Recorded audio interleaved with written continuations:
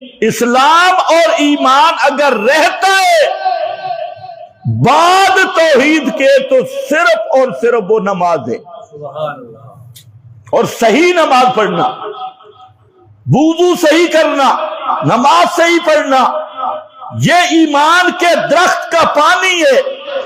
جتنا پانی لگاؤ گے اتنا نور بڑھے گا، اتنا ایمان تازہ ہوگا، اتنا رجوع اللہ ہوگا۔ کیا ہے رجوع اللہ؟ اللہ کی طرف رجوع کرنے کی سب سے بڑی چیز اور سب سے بڑا وظیفہ صحیح معنوں میں نماز پڑھنا ہے۔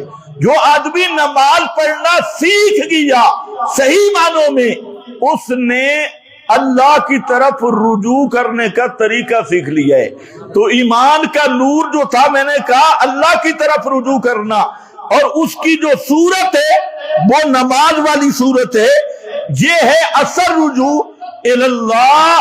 اور یہی وجہ ہے کہ نماز کا مقدمہ وضو ہے۔ وضو جب کرے گا الاعضاء وضو چمکتے ہوں گے، یہ چمک اسی ایمان کی نور کی ہوگی۔ سبحان اللہ۔ آگے اللہ کے رسول نے فرمایا تم میں سے جو چاہے اس نور کو بڑھائے، یہ بڑھے۔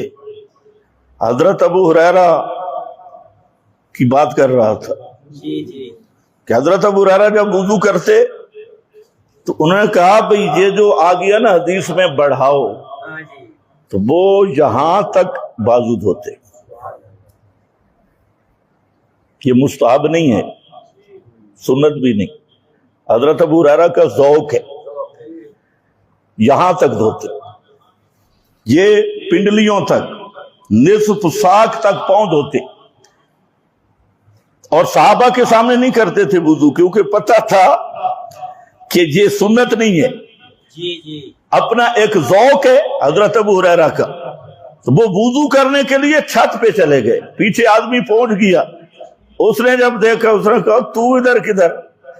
کہ مجھے پتہ ہوتا تو دیکھ رہا ہے تو میں اس طرح نہ کرتا۔ پھر حضرت ابو ہریرہ نے یہی بات کی کہ حدیث میں آتا ہے تھوڑا اپنا نور بڑھاؤ، تو میں بڑھا رہا ہوں یہ میرا فہم ہے، میں بڑھا رہا ہوں۔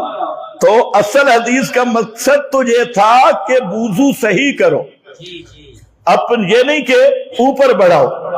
اور لیکن حضرت ابو ہریرہ کا ایک اپنا ذوق تھا، وہ اوپر بڑھا دیتے تھے اور کہتے کہ میری روشنی اور زیادہ ہو۔ بہرحال آؤ میری طرف، میں جو بات کر رہا تھا کہ ایمان کی حقیقتوں میں سے ایک حقیقت اور ایک اطمینان ہے، ہر بات میں رجوع کس کی طرف کرنا ہے؟ یہی پچھلے جمعے صبر کا مضمون تھا۔ والصلاة والسلام على سيد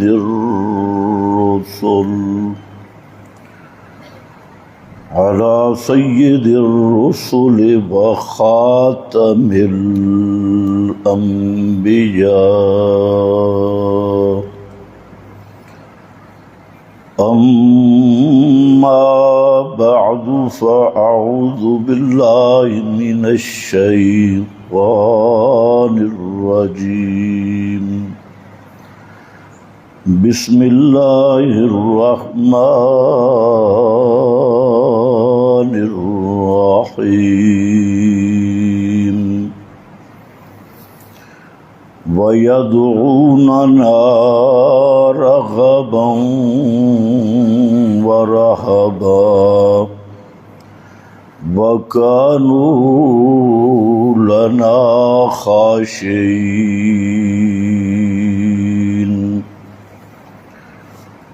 سبحان ربك رب العزة عما يصفون،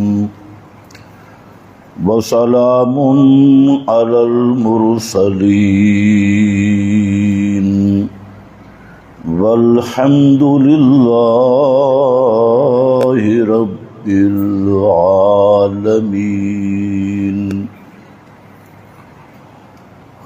انتہائی قابل قدر بزرگوں اور بھائیوں،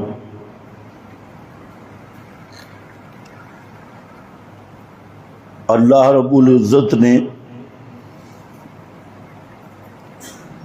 اس کائنات میں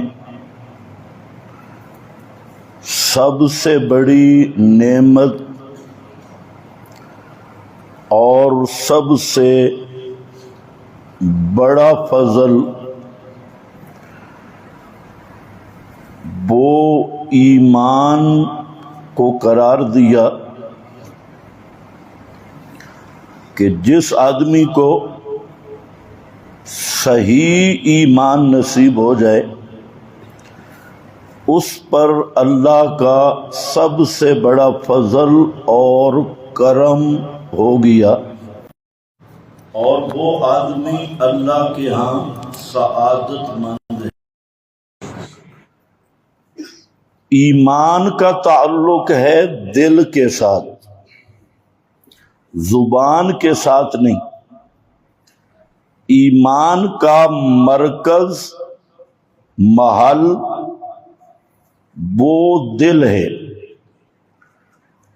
اور اللہ رب العزت نے کئی مقام پر قرآن کریم میں اس حقیقت کو واضح کیا کہ ایمان کا محل اور مرکز یہ دل ہے، یہ اعضاء یا بدن نہیں، زبان بھی نہیں۔ ایمان ہوتا ہے دل کے اندر، اور قرآن کریم نے خود کہہ دیا قلبہ مطمئن بالایمان، کہ دل مطمئن ہو ایمان کے ساتھ۔ من اکرہا، جس آدمی پہ جبر کیا گیا، کلاشن اس کے سینے پہ رکھ دی گئی اور اسے کہا گیا کہ اب پڑھ یا علی مدد، اب کہہ یا عیسیٰ مدد، کلمہ کفریہ کہہ، المدد یا رسول اللہ کہہ، غیر اللہ کو پکار۔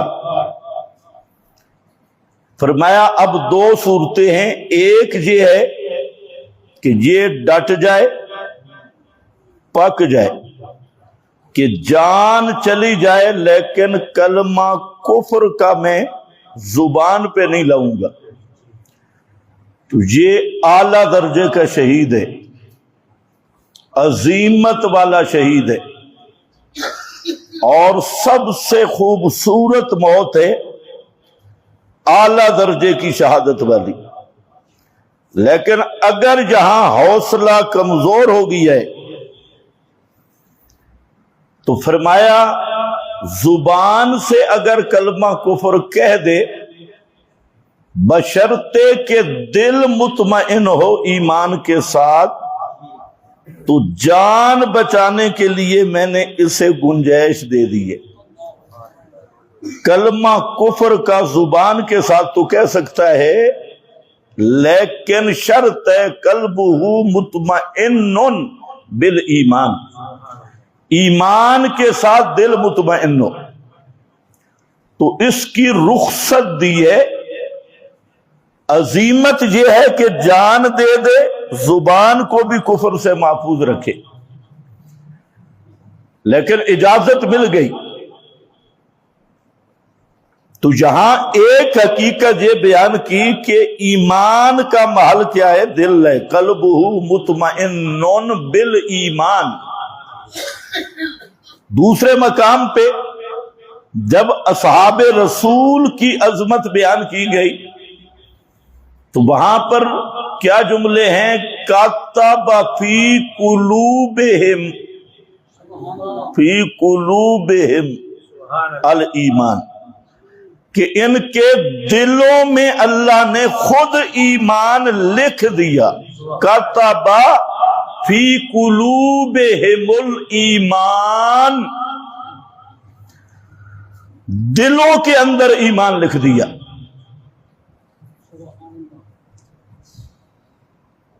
صحابی اس کو کہتی کہ جس کے دل میں اللہ ایمان لکھ دے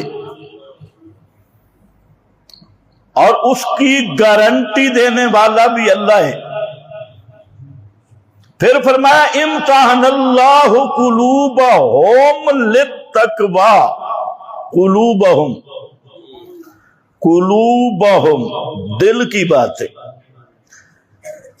اور زینہ فی قلوبکم حبب الیکم الایمان وزینہ فی قلوبکم.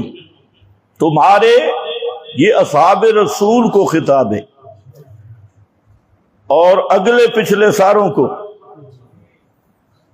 کوئی فرق نہیں کیا 2 4 5 6 7 8 9 نہیں، سب جو ایمان کی حالت میں پیغمبر کے قریب آئے سب کے لیے گارنٹی ہے کہ ان کے دلوں میں ایمان کو مزین کر دیا. تو ایمان کا محل قلب اور دل ہے. اسی لیے نبی کریم علیہ السلام دعا کرتے تھے اللہم ثبت قلبی علی دینک، اللہ میرا دل پکا رکھنا. ثبت قلبی علی دینک، اپنے دین پر. تو پہلی بات یہ ہے کہ ایمان کا محل اور مرکز یہ دل ہے. اور جب ایمان دل میں جاگزیں ہوتا ہے اور دل کو مزین کرتا ہے، دل میں قرار اور جگہ پکڑتا ہے، تو اس سے نور نکلتا ہے اور وہ نور ہوتا ہے عمل صالح کی صورت میں. اس ایمان کے اثرات ہوتی ہیں، اس کی چمک اور نورانیت، رنگ جتنا مرضی کالا ہو اور چمڑی جتنی مرضی سیاہ ہو، وہ نور وجود پہ چھا جاتا ہے، زبان پہ، وجود پہ، لیکن اس کا مرکز قلب مومن ہے. اس لیے سب سے زیادہ اس چیز پر غور کرنا چاہیے کہ جب ایمان دل کے اندر جاگزیں ہو تو پھر اندر اطمینان اور ایک خاص قسم کی سکینہ اور سکون محسوس ہوتا ہے اور اطمینان قلب نصیب ہوتا ہے. قلبہ مطمئن بالایمان، اطمینان کی کیفیت ہوتی ہے. اور پھر اس ایمان کے اندر قرار کے کچھ نتائج ہیں. اگر وہ نتیجے حاصل ہو رہے ہیں تو سمجھو ایمان بڑا مضبوط ہے. ان میں سے ایک تقاضا ہے الرجوع الی اللہ. الرجوع الی اللہ، ہر حال میں آدمی دل سے دوڑے اللہ کی طرف. فروا الی اللہ، ہر طرف سے کٹ کر، پوری مخلوق سے کٹ کر. الرجوع من الکل الی من لہ الکل، الرجوع من الکل الی من لہ الکل، ہر ایک سے کٹ کے اس ذات کی طرف رجوع کرنا کہ ساری کائنات جس کی ہے، محتاج ہے، مملوک ہے اور اس کے تابع ہے. بس یہ کیفیت جو ہے یہ کمال ایمان کی کیفیات میں سے ہے کہ ہر طرف سے آدمی دوڑے اور اللہ کی طرف دوڑے اور اس کے دل کا رجوع ہو اللہ کی طرف. مصیبت آ جائے تب، گناہ ہو جائے تب،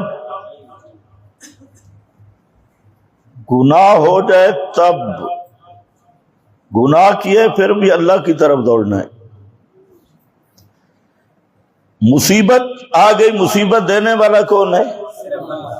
اللہ۔ دوڑنا اللہ کی طرف ہے، رجوع اللہ، اعتصام باللہ۔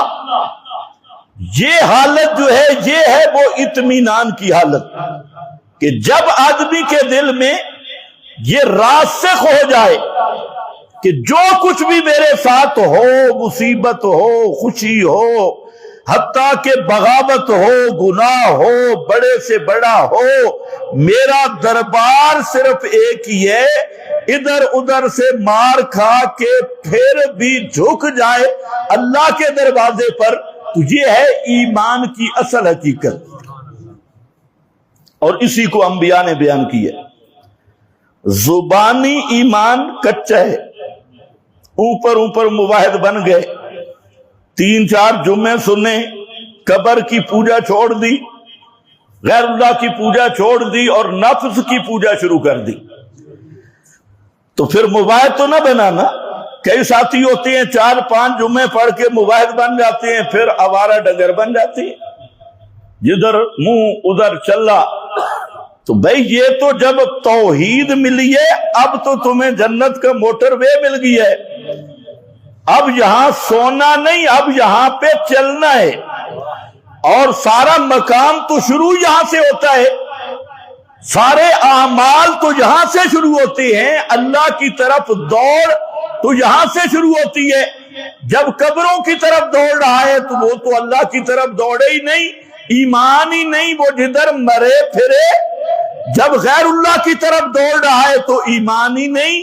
ایمان کہتے ہی یہ ہے کہ اپنی حاجات میں بھی پکارنا ہے صرف اللہ کو، اس عقیدے کے ساتھ کہ پکار سننے والا بھی اللہ اور حاجتیں اور مشکلیں حل کرنے والا بھی اللہ۔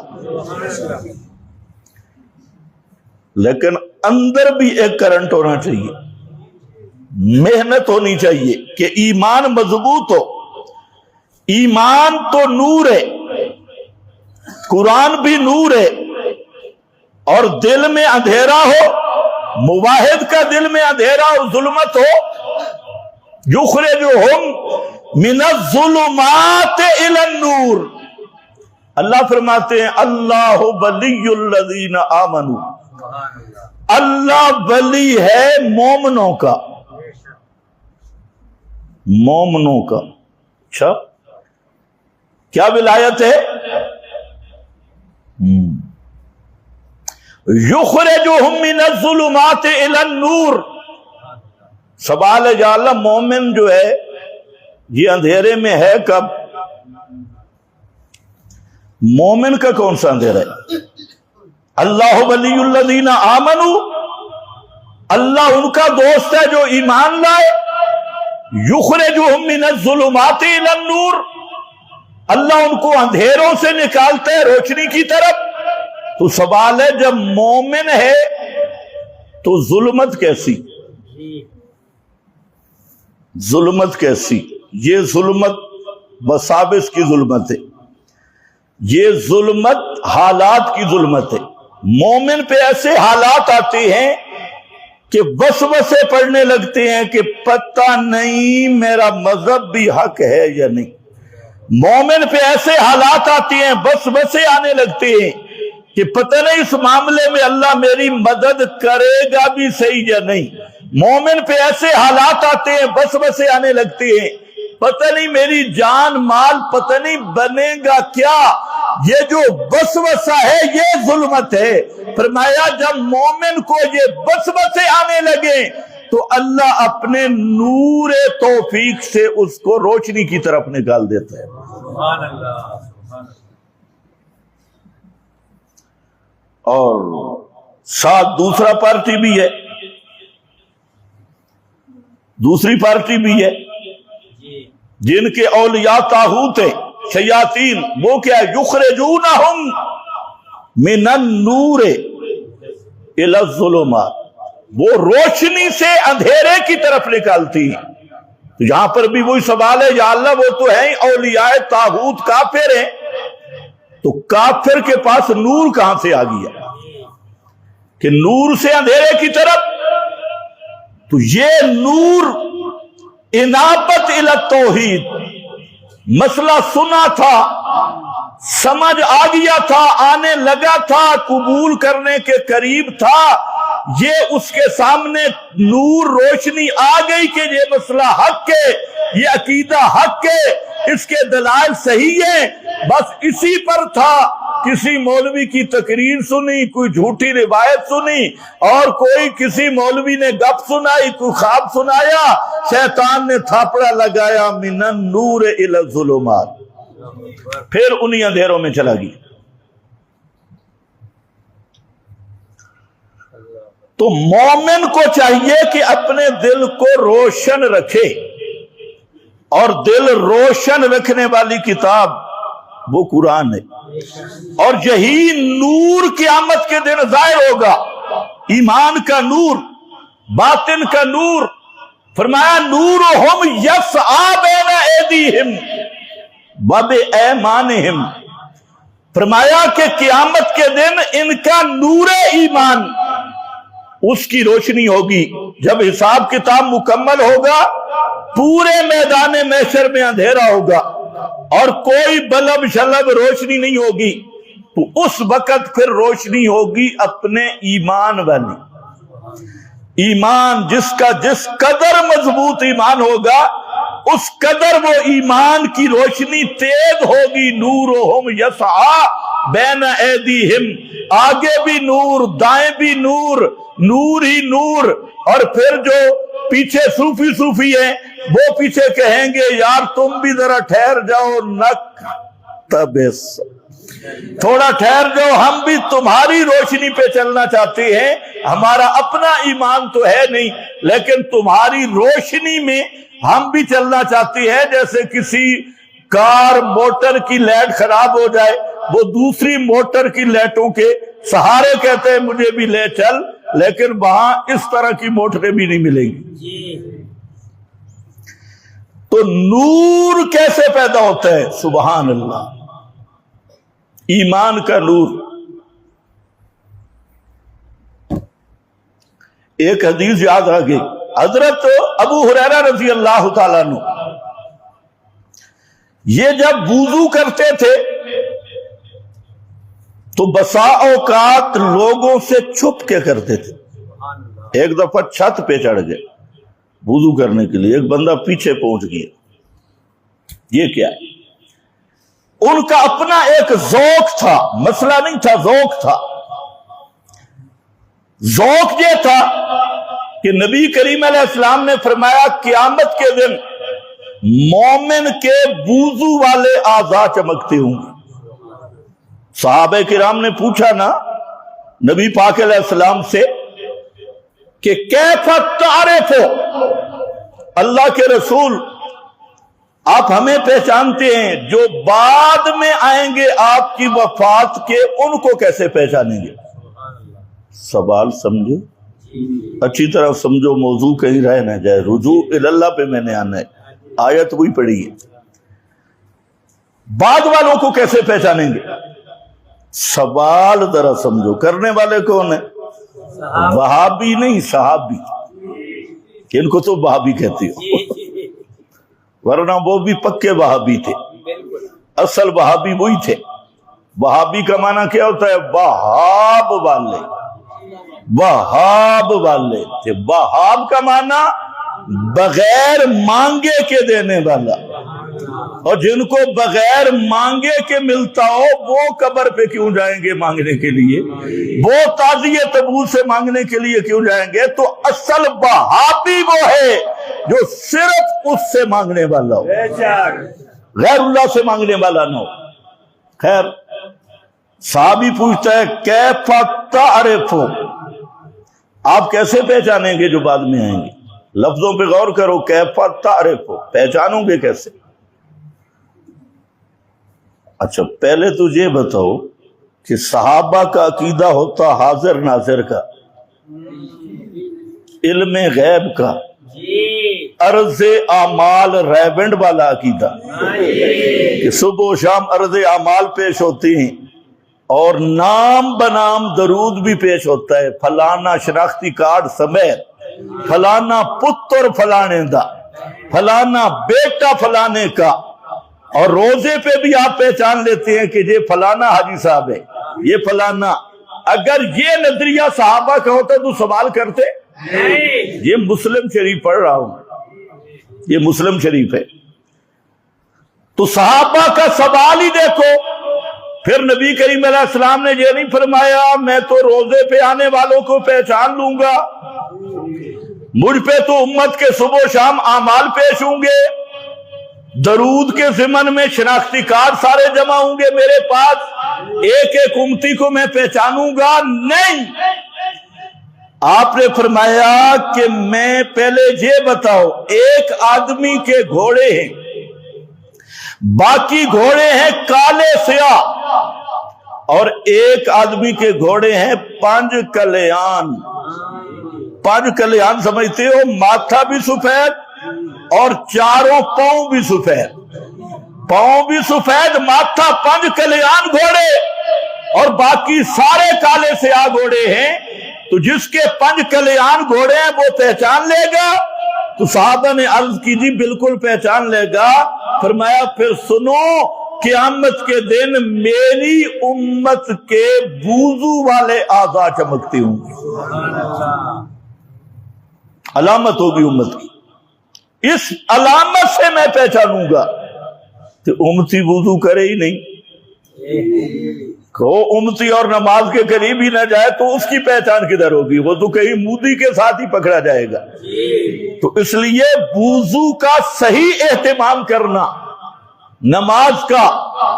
پورے اسلام بعد توحید کے اگر اسلام کی کوئی جڑ ہے تو وہ نماز ہے. نماز کے بغیر ایمان رہتا ہی نہیں، اسلام رہتا ہی نہیں. اسلام اور ایمان اگر رہتا ہے بعد توحید کے تو صرف اور صرف وہ نماز ہے. اور صحیح نماز پڑھنا، وضو صحیح کرنا، نماز صحیح پڑھنا، یہ ایمان کے درخت کا پانی ہے.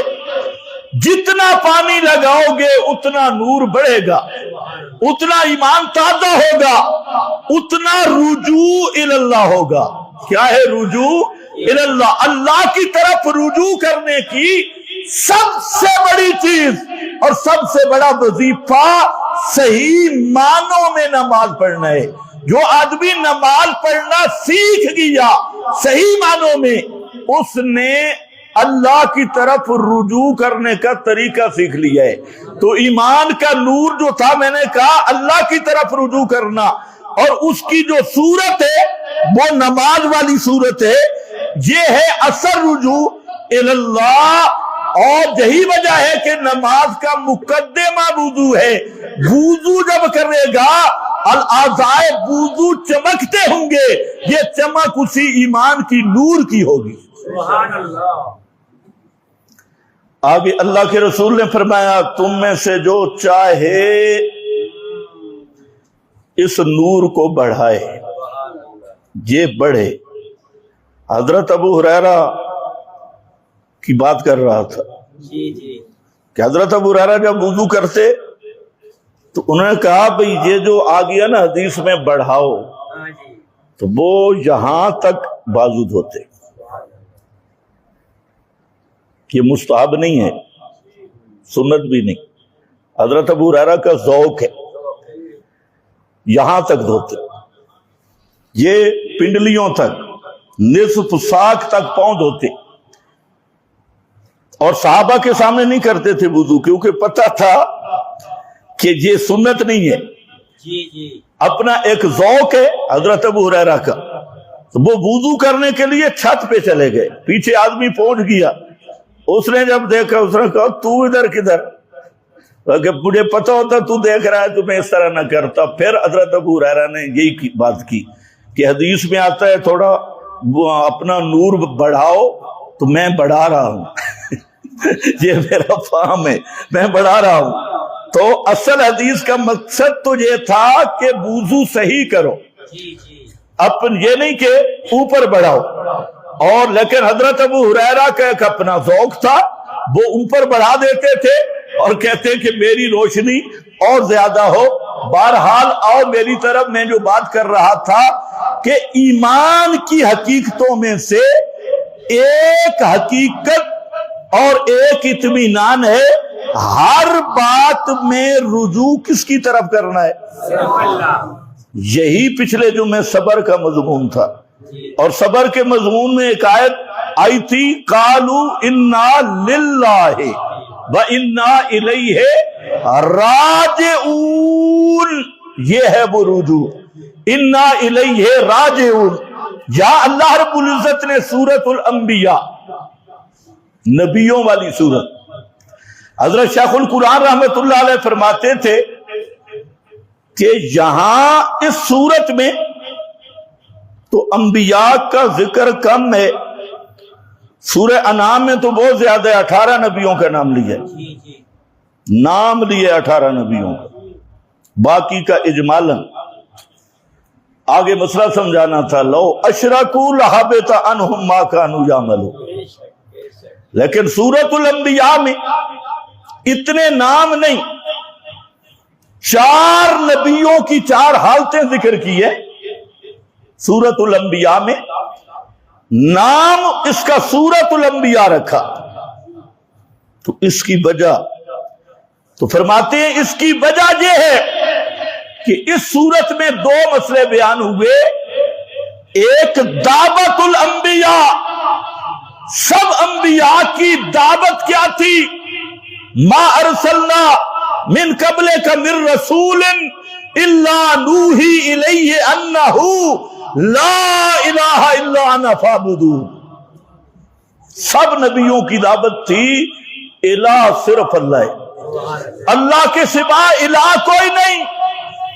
اور دوسرا، الہ کا معنی اس صورت میں بیان کیا گیا ہے، الہ کا معنی پکارے سننے والا، الہ کا معنی پکارے سننے والا۔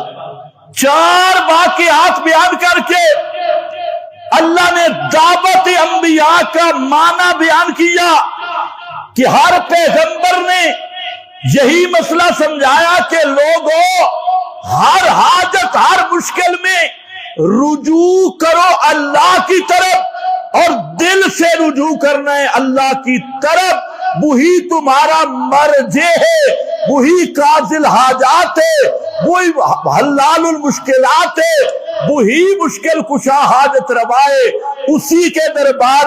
اس پر اللہ نے 4 نبیوں کا، حضرت شیخ القرآن کے ایک ذوق تھا، فرماتے اللہ نے 4 نادا ذکر کیے۔ کیا؟ 4 بولو، نادا نادا نادا نادا، 4 نبیوں کا ذکر ہے، اور 4 نبیوں کے ساتھ نادا نادا نادا، اور یہی سارے نبیوں کی زبان سے مسئلہ آیا، ما ارسلنا من قبلک من رسول الا نوحی الیہ انہ لا الہ الا انا فاعبدون۔ سب نبیوں کی دعوت، اب سارے نبیوں کی دعوت کا معنی بھی اسی صورت میں ہے۔ کیا معنی؟ میرے سوا الہ کوئی نہیں۔ فرمایا اس کا حاصل یہ کہ 4 نبی، ان کا ذکر جہاں پر کیا، اور ایک ایک نبی کا ذکر کرتے ہوئے یہی بات ذکر کی کہ نادا نادا، پہلا ذکر کیا وَنُوحًا اِذْ نَادَى مِن قَبْلُ، نوحًا اِذْ نَادَى مِن قَبْلُ فَاسْتَجَبْنَا لَهُ فَنَجَّيْنَاهُ وَأَهْلَهُ مِنَ الْكَرْبِ الْعَظِيمِ وَنَصَرْنَاهُ مِنَ الْقَوْمِ الَّذِينَ كَذَّبُوا بِآيَاتِنَا إِنَّهُمْ كانوا قوم سوء فأغرقناهم أجمعين۔ حضرت نوح نے مجھے پکارا، آیا نا نادا؟ نوح نے کس طرف رجوع کیا اللہ کی طرف؟ نوح پیغمبر 950 سال تک مسئلہ بیان کرتے رہے. تمہیں تو 5 6 7 سال ہوئے جہاں جمعہ پڑھتے، اور کئی تنگ ہو جاتے ہیں جی توحید توحید توحید، اور بھی کوئی مسئلہ ہونا چاہیے. اور پڑھو قرآن، 950 سال حضرت نوح نے ایک ہی مسئلہ بیان کیا. 950 سال کہنا آسان ہے. اور دعوت بھی کیسے؟ دعوت قومی لیلم و نہارا، رات بھی دن بھی، مجلسوں میں جا کے بھی، تنہائیوں میں خصوصی ملاقاتوں میں بھی، ان کے میلوں اور عرسوں کے پر جا کے بھی. اسررت لہم اسرارا بھی ہے، اور ثم انی دعوتہم جہارا بھی ہے. ان کو آوازیں دے کے بھی بلایا، ڈانڈ مار کے بھی بلایا، تے ایسا بھی بلایا. اور بات ایک ہی تھی، مالکم لا ترجون للہ وقارا. اے لوگو تم اللہ کی طرف رجوع کیوں نہیں کرتے؟ مالکم لا ترجون، عزتیں تو اللہ دیتا ہے، رزق اولاد اللہ دیتا ہے، اور تم مانگتے 5 تنوں سے ہو. 5 تنی مشرکو.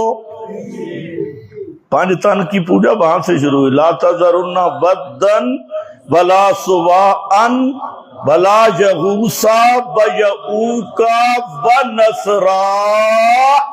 5 تن پات، یہ 5 تنی مشرک. مالکم لا ترجونا، کیا ہو گیا تمہیں کہ کیوں نہیں رجوع کرتے اللہ کی طرف؟ ہر نبی کی یہی دعوت تھی.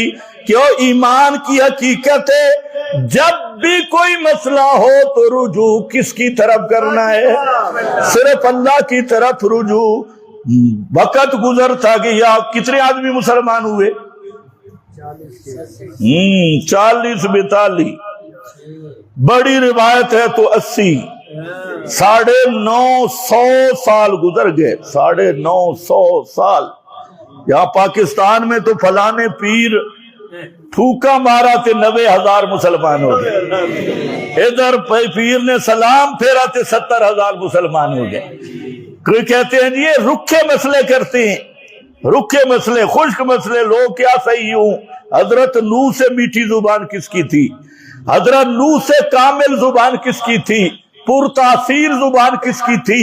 950 سال بیوی نے بھی مسئلہ نہیں ماننا، بیٹے نے بھی نہیں ماننا، بیٹے نے بھی نہیں ماننا. قسمتاں بدل دیندے نے. لیکھاں وچ میک نگاہ ولی میں یہ تاثیر دیکھی، بدلتی ہزاروں کی تقدیر دیکھی. میں نے کہا بکواس بند کر، ادھر پیغمبر کی نگاہ تقدیر بدل گئی. نگاہ ولی سے تقدیریں بدلتی ہے. اگر کسی کی نگاہ سے تقدیر بدل سکتی ہوتی تو نوح کا بیٹا جہنم میں نہ جاتا. اگر کسی کی نگاہ کرم سے تقدیریں بدل سکتی ہوتی تو ابو طالب جہنم میں نہ جاتا. اگر کسی کی پرتاثیر نگاہ سے تقدیر بدل سکتی ہوتی تو حضرت ابراہیم کا ابا آذر جہنم میں نہ جاتا. دین کے ساتھ تماشا بنایا. کول نانگا بابا لے کے نگاہ ولی میں یہ تاثیر دیکھی، بدلتی ہزاروں کی تقدیر دیکھی. دور بے ایمانہ.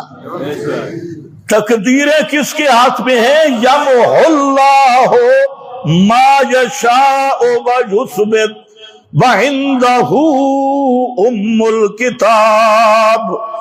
یمحو اللہ ما یشاء ویثبت، سارے تقدیر کے دفتر پہ یمحو اللہ، صرف اللہ کا قبضہ ہے. وعندہ ام الکتاب، اصل رجسٹر بھی اسی کے پاس ہے، اصل کتاب بھی اسی کے پاس ہے. کسی ولی کی نگاہ سے تقدیریں نہیں بدل سکتی. تقدیریں چاہے بدلے، چاہے کھوٹی کرے کھری کرے، قسمتوں کا فیصلہ کرے یہ صرف اللہ ہے. 950 سال تک پیغمبر مار کھاتا رہا، رات دن مسئلہ بیان کرتا رہا، اور بالآخر پیغمبر رو پڑا، اور رو بھی تب پڑا کہ جب اللہ نے بتا دیا میرے پیغمبر لَن يُؤْمِنَ مِنْ قَوْمِكَ إِلَّا قَدْ مَنْ آمَنَ، جو ایمان لانے تھے وہ لا چکے ہیں، اب مزید کوئی بھی ایمان لانے والا نہیں. تو حضرت نوح رو پڑے اور فَدَعَا رَبَّهُ أَنِّي مَغْلُوبٌ فَانْتَصِرْ. فَانْصُرْ بھی نہیں، فَانْتَصِرْ. اللہ مغلوب، میں کمزور ہوں، میں ان کا مقابلہ نہیں کر سکتا. یہ سارے مشرک جتھا کٹھا ہے اور میں اکیلا نوح پیغمبر ہوں، میں ان کا مقابلہ نہیں کر سکتا، میں تو کمزور ہوں. انی مغلوب، لیکن تو شاہ زور ہے. فانتصر، تو میرا بدلہ لے. ان مشرکین نے جو 950 سال تک مجھ پہ ظلم کیے ہیں، تو خود میرا بدلہ لے. فانتصر، فانصر کا معنی امداد کر، فانتصر کا معنی بدلہ لے. اللہ فرماتے ہیں بتا میرا پیغمبر الہ کا معنی. 950 سال تک نوح یہی سمجھاتے رہے لا الہ الا اللہ. اب خود بھی کس کو پکار رہے ہیں؟ اب خود بھی کس کو پکار رہے ہیں؟ صرف اللہ کو. اسی دعوت بھی یہی تھی، صرف اللہ کو پکارو. پکار بھی رہے ہیں کس کو؟ صرف اللہ کو. یہ پہلا نادا نوح نے ندا کی، اللہ کے دربار میں رجوع کیا اللہ رب العزت کی طرف. اب فرمایا اور سنو، نادا مسئلہ بتا دیا. اور قبروں پہ بھاگنے والوں، اور تازیہ تبوتوں پہ بھاگنے والوں، اور جعلی کربلا کے نام پہ گھوڑے دوڑانے والوں، اور دل بادشاہ بنانے والوں، دیکھو دشمن کے مقابلہ میں اگر مغلوب ہونے لگو تو مدد کس سے مانگنی ہے؟ رجوع کس کی طرف کرنا ہے؟ حضرت نوح دشمنوں کے مقابلے میں مغلوب ہونے لگے تو کس سے مدد مانگی؟ کس کی طرف رجوع کیا؟ یہ پہلے ہی ہے وَنُوحًا إِذْ نَادَىٰ مِن قَبْلُ فَاسْتَجَبْنَا لَهُ. علماء بھی حیران ہو گئے، یا سین تا آ گئی، اور سین تا آتی ہے طلب کے لیے. فاستجبنا، اور ہے یہ کلام الہی، جہاں طلب کا استفعال کا معنی کیا بنے گا؟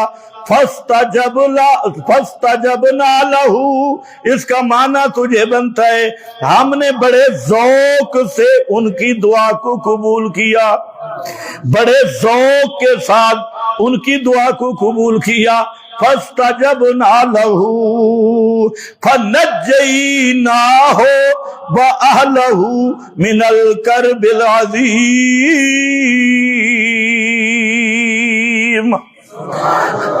مسئلہ یہی ایمان والا، اس پہ غور کرنی ہے.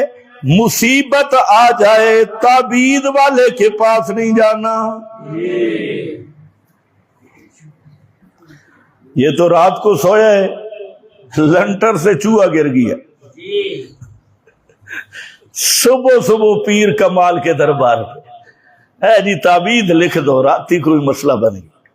یہ چوہے تو ڈراتے کہ آگے میں مسلمان ہاں، اے مسلمان ہے تو پھر مودی پکا مومن نے ہے. پورا کراڑ اسے دنا ہے، اللہ کے ساتھ تعلق ہی نہیں، رجوع اللہ ہے ہی نہیں، تو ایمان کہاں؟ ایمان کی بنیاد یہ ہے جب بھی کوئی جھپیڑا چڑھے تو پکارنا کس کو ہے؟ صرف اللہ کو۔ دشمنوں کے مقابلہ میں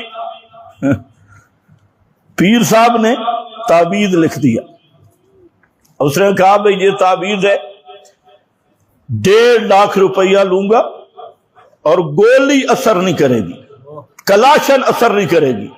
فوجی آدمی تھا، فوجی کئی عقل والے بھی ہوتے اللہ خلیل، سمجھدار فوجی تھا، ناراض نہ ہونا، جو فوجی صاحب بیٹھے ناراض نہ ہو۔ تو اس نے کہا اچھا، وہ گھر گیا، کلاشن لے آیا، اس نے کہا پیر صاحب سیدھے ہو ذرا، میں تجربہ کر لوں 5 لاکھ دوں گا، آپ وہی تعویذ باندھ لیں۔ اس نے کہا نہیں آپ کے لیے، اس نے میرے لیے اور آپ کے لیے نہیں۔ دشمنوں سے مقابلہ ہو رہا ہے۔ نوح پیغمبر کس کو پکار رہے ہیں؟ حضرت شیخ القرآن رحمت اللہ علیہ فرماتے اللہ دس ریا نے جے دشمنا تو مغلوب ہو وہ تے پکارنا کس نو ہے؟ جیسے نوح نے پکارا۔ اور فرمایا اور سنو، وَأَيُّوبَ إِذْ نَادَى رَبَّهُ، دوسرا نادا آ گیا، وَأَيُّوبَ إِذْ نَادَى، اور حضرت ایوب نے جب پکارا ربہ، کس کو پکارا؟ ربہ، یہ بھی نادا۔ 18 سال کم و بیش بیمار رہنے والے پیغمبر، آزمائش اور امتحان آ گیا، بکریاں مر گئی، ریبڑ مر گئے، اولاد بھی مر گئی، مکان بھی ختم ہو گئے اور قوم بھی مخالف ہو گئی۔ حضرت ایوب پیغمبر پہ اللہ کی طرف سے امتحان آیا، سمجھ گئے ایک بیوی ساتھ رہ گئی، اور حضرت ایوب نے بستی بھی چھوڑ دی اور سارے لوگوں نے باتیں کرنی شروع کر دی، اے ہمارے بزرگوں کا منکر ہے نا، بزرگوں نے پکڑ لیا ہے، یہ دن رات کہتا ہے نا نہیں سنتے، دن رات کہتا ہے نا بگڑی نہیں بنا سکتے، ہمارے بزرگوں نے اسے صحیح جھپیڑا چاڑا ہے۔ مسن یہ شیطان، شیطان نے پورے علاقے میں مشہور کر دیا، یہ صرف اللہ کی پکار کرنے والا وسیلے کا منکر، وسیلوں کا منکر، استشفاء کا منکر، بزرگوں کی قبروں کی بکروں کا منکر، نظروں کا منکر، حتیٰ کہ مرداں دے سنن دا بھی منکر۔ پورے علاقے میں شیطان نے مشہور کر دیا یہ گستاخ ہے، یہ فلاں ہے۔ حضرت ایوب پیغمبر 18 سال تک بیمار رہ گئے۔ اور اس کوڑی کو دیکھو جو مسلمان ہے، تھوڑی سی خارش آئی مزار کے ساتھ رگڑ رہا ہے، پیر کھارا شاہ، کوئی کسی مزار کی مٹی، کوئی نمک، کوئی بابے سے ڈنڈا اوپر نیچے پھرا رہا ہے، کوئی بابے سے تھاپڑا لگا رہا ہے، اے شفالا ڈپو، اور نامراد تو نے سوچا نہیں وہ خود مر گیا ہے، موت سے بڑی بیماری کیا ہے؟ وہ خود تو مر گیا اور موت اسے آئی، ساری بیماریاں نیچے ہیں، موت آ گئی، تب تو بابے کو قبر میں رکھ کے آیا اور اب کہتے ہیں بابا میری تیرے آگے تو سفارش کر، تو بیٹا دے، تو شفا دے دے۔ تو اسی بابے کے سامنے کھڑا ہے، ادھر بیچارے گھوڑے کو پکڑ کے لے آئے، معذور مظلوم گھوڑا، کربلا والا گھوڑا، مظلوم گھوڑا، اس بیچارے کو آگے پیچھے پکڑا ہوا ہے اور کہتے ہیں مولا، وہ مولے بیچارہ ہل ہی نہیں سکتا، وہ مولا آگے بھی رسیاں پیچھے بھی رسیاں، مولے کو جکڑ کے کہتا ہے مولا پتر دے، مولا تو مولے کو خسی بھی کر دیا ہے۔ یہ جو 10 محرم والا گھوڑا ہوتا ہے یہ خسی ہوتا ہے، مولا خود خسی ہے، خسی سے بیٹا مانگ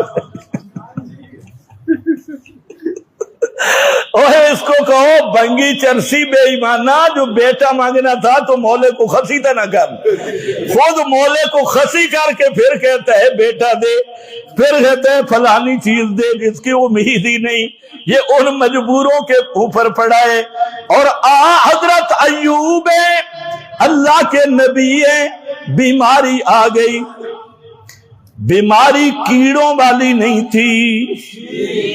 हाँ अल्हम्दुलिल्लाह, ये मसला अब बरेलवी बाद लोगों ने भी शुरू कर दिया, कीड़े नहीं पड़े थे पहले। तो ये बात ज़हन में रख लो, पैगंबर को कोई खसीस मर्ज लग ही नहीं सकती।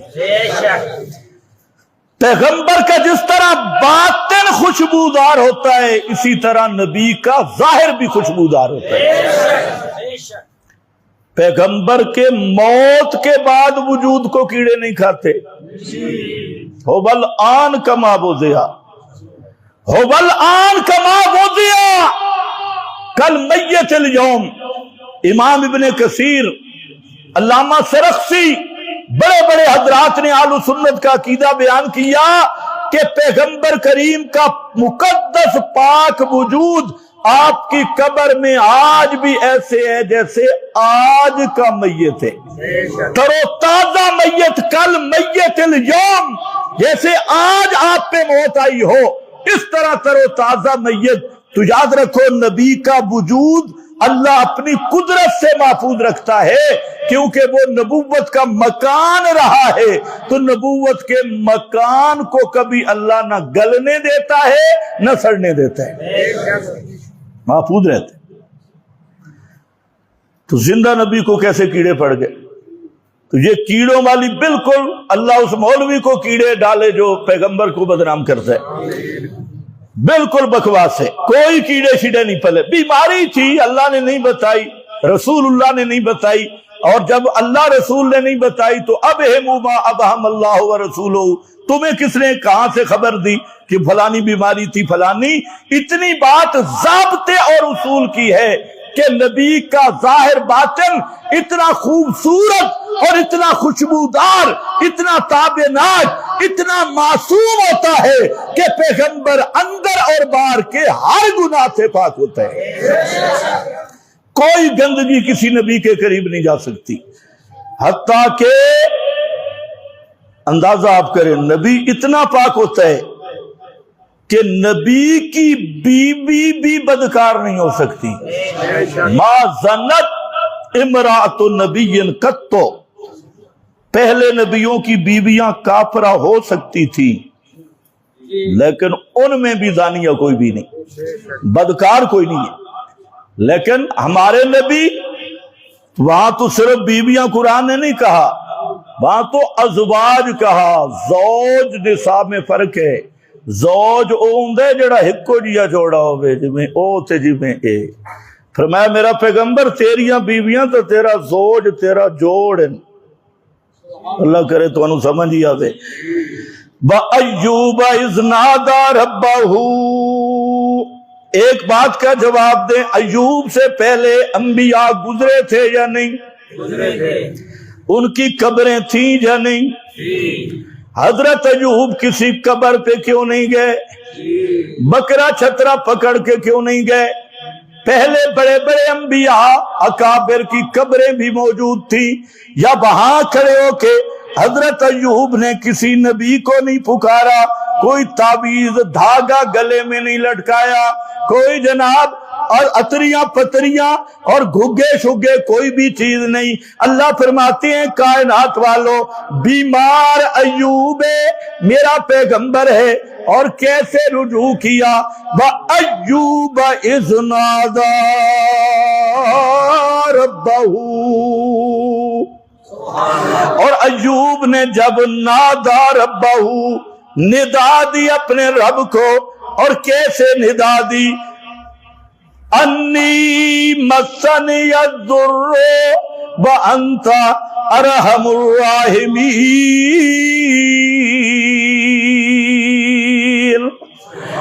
अन्नी मस्सनी यद्दुर्रु, ए मेरा रब्बा مجھے بیماری لگ گئی، میں کمزور ہوں، الضر مجھے تکلیف پہنچ گئی، میں بیمار ہو گیا، انی مسنی الضر وانت ارحم الراحمین،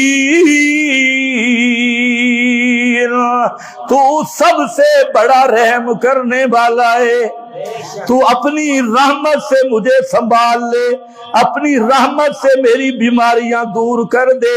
حضرت ایوب نے جب بھی بیماری لگی اور حضرت ایوب کو ضرورت پڑی، کس کی طرف رجوع کیا؟ یہی وہ رجوع، یہی ایمان اور توحید کی حقیقت ہے کہ رجوع کر اللہ کی طرف۔ آج میں اور آپ بیمار ہوتی ہیں، ایک تو وہ پڑوسی طبقہ ہے نا، اس کی تو میں بات نہیں کر رہا، بات تمہاری کر رہا ہوں، تم اسی طرح کرتے ہو۔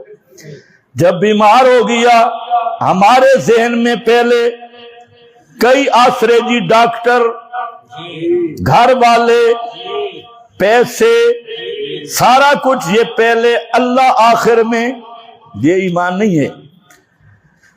ایمان کا تقاضا یہ ہے کہ ہر چیز سے کٹ کے سب سے پہلی نظر جائے تو کس پہ جائے؟ ہر آسرے، ہر سبب سے ہٹ کے پہلی نظر جائے تو ڈاکٹر پہ نہ ہو، پیسوں پہ نہ ہو، میرے بھائی بڑے مضبوط ہیں، قبیلہ بڑا مضبوط ہے، نہیں، یہ اسباب پہ نہ ہو۔ اسباب پہ نظر کرنے والے بھی شرک سے نہیں بچ سکتے، اس لیے اسباب کو دل سے نکالنا ہے، اور تیرا دل اچھلے تو کس کی طرف، رجوع کرے تو کس کی طرف؟ اللہ کی طرف۔ جیسے حضرت ایوب خالص اللہ کو پکار رہے ہیں، اور کیسے پکار رہے ہیں، اور کیا پیش کر رہے ہیں؟ اپنی لاچارگی، بے چارگی پیش کر رہے ہیں۔ اللہ میں کچھ نہیں کر سکتا، تو ہی تو ہے، تو ہی کرنے والا ہے، تو ہی رحم کرنے والا ہے۔ پکارا، فرمایا فاستجبنا لہ، پھر فاستجبنا لہ، ہم نے خود حضرت ایوب کی پکار کو سنا۔ بآخر دعوانا